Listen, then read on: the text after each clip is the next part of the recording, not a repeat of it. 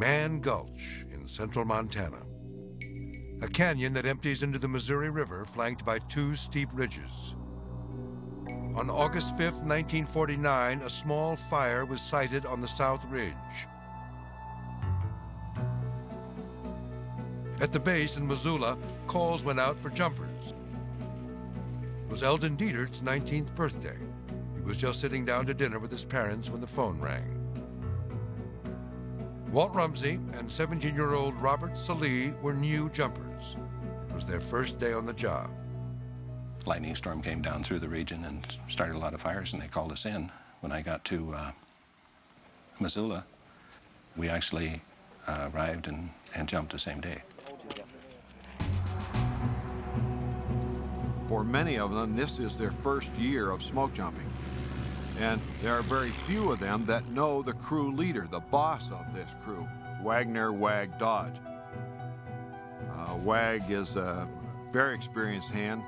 He's been jumping for 8 years, been working for the Forest Service for 12 years at that point.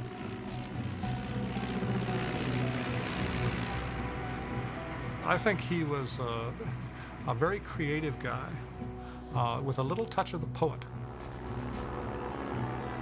And he covered that up with a silence that was customary among men in those days. Dodge's creativity and his silence would have profound consequences on this fire.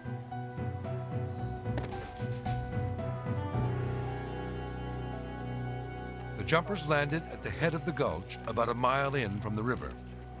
They're going to get something to eat, they're going to attack the fire, they'll be on it all night, and it's kind of a mop-up. Dodge went to check the fire. He didn't like what he saw. This was no mop-up. The fire was burning furiously in an explosive mixture of thick pine.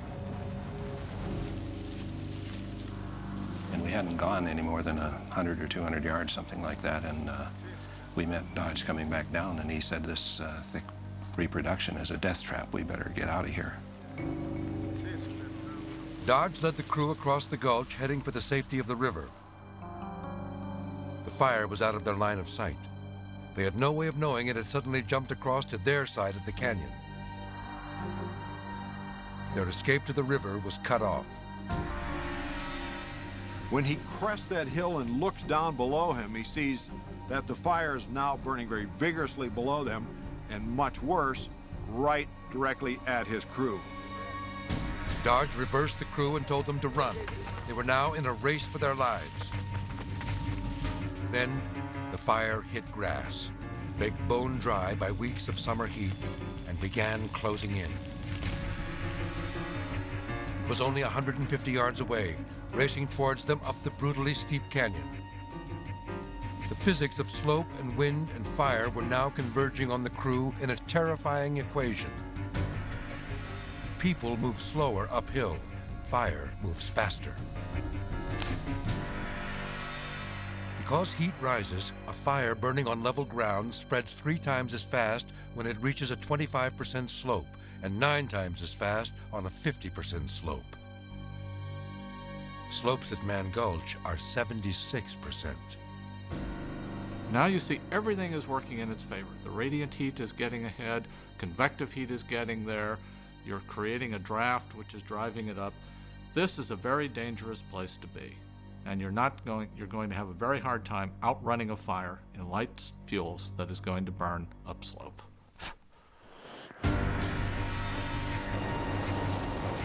By that time, the fire was right behind us. It sounded like a freight train or a jet airplane. It was a tremendous roar. With the fire only 50 yards away, Dodge realized they'd lost the race. Wag reaches into his pocket, pulls out some paper matches, and again, without saying anything to the crew, lights the grass on fire. The men who were with him thought that the boss had gone nuts. You know, what's he doing? We've already got enough fire behind us. We don't need another one in front of us. What he was doing was lighting an escape fire to burn off fuel in front of the main fire and create a safety zone of black. Dodge's escape fire burns off no more than a 10 by 10 foot square area, and he turns to the guys who are momentarily frozen on the hillside and says, up this way, up this way. The crew is really confused about this. They don't know what he means, up this way. I personally didn't have a clue as to what he was doing. In fact, I thought maybe that he'd lost it because it didn't make sense to me. Baffled by Dodge's tactic, most of the crew kept racing across the slope. Salih, Rumsey, and Dietert changed course, running straight up, using Dodge's fire as a guide. And his fire immediately started burning straight up the ridge. And so I just fell in alongside it and followed it up the hill. They pound up this thing. When they get up here close to the ridge top, they're almost made it to safety, but they encounter this rock wall. Bob Salih and Walt Rumsey turned to the left. I was praying, and all of a sudden, the smoke lifted a little bit, and here was a big cleft in the rocks. So I jumped in there and waited for Rumsey to come, and Dieter disappeared. Looking down at the burning slope, Bob Salih finally understood the true purpose of Wag Dodge's escape fire. After we got on the top of the ridge and I looked back and I saw him go into his fire, then I realized he's burned off some ground and he's going to get in there for protection. Dodge cleared out a place in the ashes very quickly with his hands and lay down. When the fire passed over him, it literally lifted him off the ground and held him off the ground. 30 seconds after passing over Dodge, the fire began dropping the runners one by one. One firefighter's watch recorded the moment of his death. Today, crosses mark the spot where each man lost his race. On top of the ridge, where Salih and Rumsey went left, Eldon Dieter chose right and found no opening in the rocks. He died less than 6 hours after his interrupted birthday dinner.